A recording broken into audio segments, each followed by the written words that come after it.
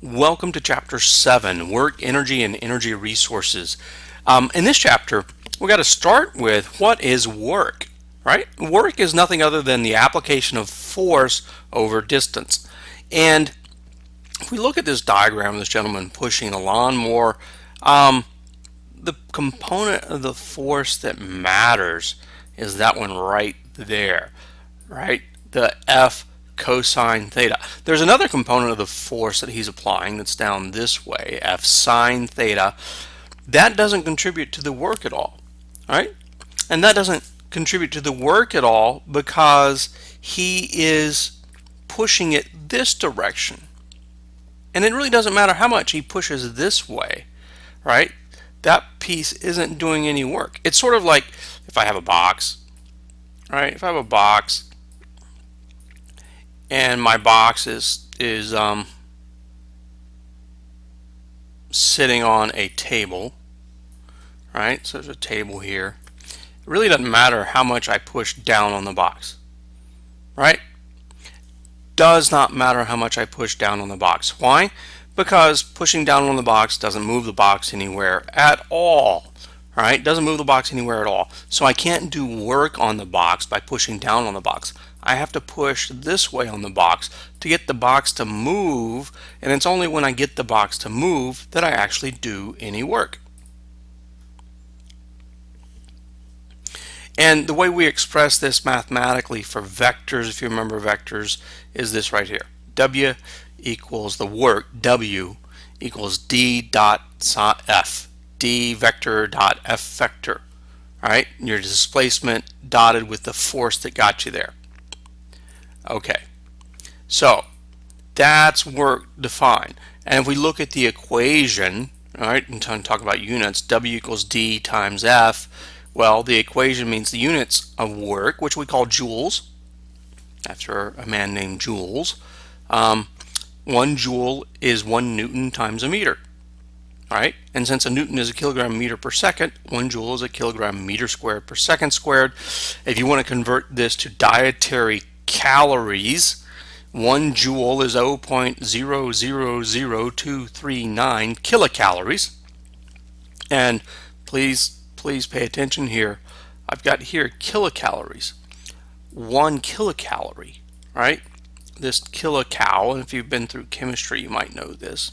1 kilocalorie is, now 1 kilocalorie is 1,000 calories, right? But that equals one of the big C calories that we use for chocolate bars and things like that, right?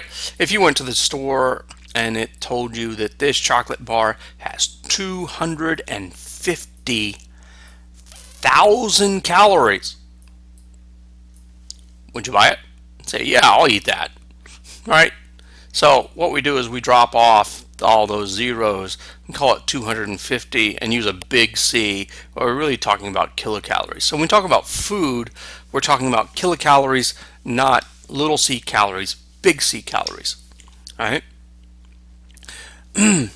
So if we look at this dot product, you should know the definition of this, right? You've seen this before when we did vectors early on in the semester.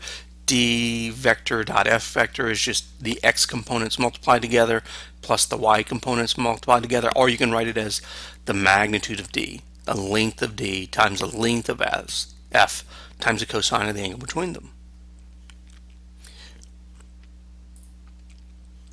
Here's some examples of work.